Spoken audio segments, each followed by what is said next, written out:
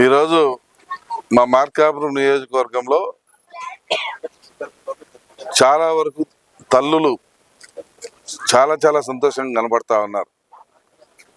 ఏ ఇంటికి వెళ్ళినా కూడా అయ్యా మాకు 3 పిల్లలు ఉన్నారు, ఆ పెద్ద ఆయన లోకేష్ బాబు గారు మాకు ఆ డబ్బులు వేశారు, మా పిల్లల చదువుల కోసం మేము ఆయనకు రుణపడి ఉంటాం జీవితాంతం. గత ప్రభుత్వంలో మాకు ఎంతమంది పిల్లలు ఉంటే అంతమంది పిల్లలకి డబ్బులు వేస్తాను అని చెప్పి ఓట్లు వేయించుకొని తీరా తర్వాత ఇంటికి ఒకళ్ళకని చెప్పి మమ్మల్ని మోసం చేశారు. ఈ ప్రభుత్వంలో అలా కాదు, ఎంతమంది ఉంటే అంతమందికి డబ్బులు పడినాయి అని చెప్పి ఎక్కడికి వెళ్ళినా కూడా సంతోషం వ్యక్తపరుస్తూ ఉన్నారు. అంటే చంద్రబాబు నాయుడు గారి నీతి నిజాయితీకి ఇది ఒక నిదర్శనం. ఆడిన మాట తప్పడు అనే దానికి ఇది ఒక పారదర్శకతగా ఇదే కొలమానం. ఇటువంటి పనిని యావత్తు రాష్ట్ర ప్రజలందరూ హర్షిస్తూ ఉంటే వైసీపీ వాళ్ళు దుమ్మెత్తి పోసుకుంటున్నారు. కళ్ళ మంటలు ఎక్కువై మేము కనిపెట్టిన పథకానికి ఈరోజు వాళ్ళు ఏదో కొత్త రంగులు దొరికాడు, కొత్త చొక్కాలు దొరికారు అని ఈ రకంగా చెప్పుకుంటాను. నేను వాళ్ళకి సిగ్గు ఎగ్గు ఉండాలి ఎవరైనా మాట్లాడేదానికి. పథకాలను కనిపెట్టింది ఎవరు సార్? అసలు ఎవరు పథకాలు కనిపెట్టింది? మా పెద్ద ఆయన ఎన్టీ రామారావు గారు.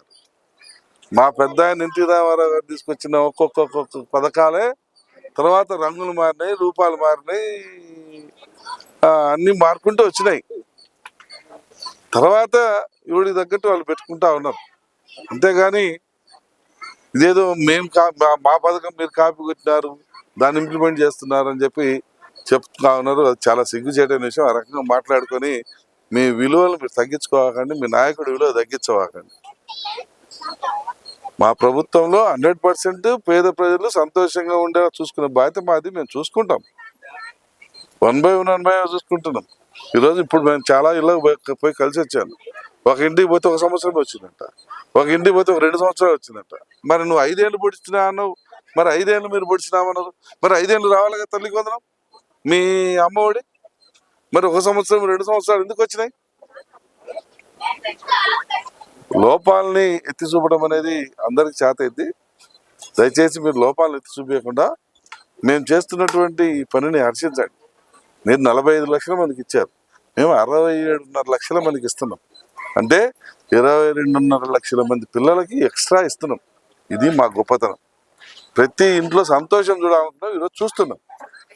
మీకు త్వరలో అన్ని వివరాలతో సహా మళ్ళా వస్తా మీడియాకు. ఏ నియోజకవర్గంలో ఎంతమంది తల్లులకు, ఎన్ని కుటుంబాలకు, ఎంతమంది విద్యార్థులకు, ఎంతమంది చదువుకునే పిల్లలకు న్యాయం చేసినామో అన్నీ వస్తాం తొందరలో. కొద్దిగా టైం ఇవ్వండి. మీరు మాత్రం మమ్మల్ని ఆడిపోసుకోవటం, తోలను ఆడుకోవటం ఇట్లాంటి మానుకోండి. Thank you.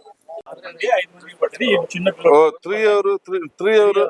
నీ పేరేం పేర్రా? శివకేశవ. ఏం చదువుతున్నావు? నిన్న అడిగినారా నేను? 7th class. ఏ స్కూల్లో చదువుతున్నావు? గవర్నమెంట్ స్కూల్ అలా?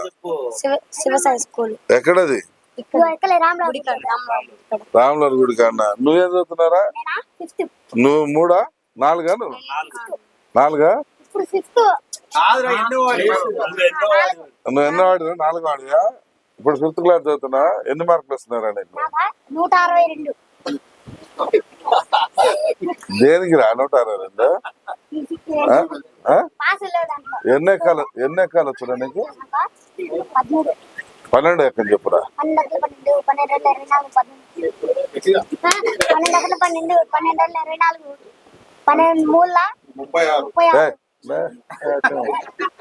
నేను చదువుతున్నా. నువ్వు 6ఆ? ఏ స్కూల్లో చదువుతున్నావు? శివసాయినా? బాగా చెప్తుందా? ఎన్ని మార్కులు వస్తున్నారా నీకు? ఎన్ని మార్కులు వస్తున్నాయి?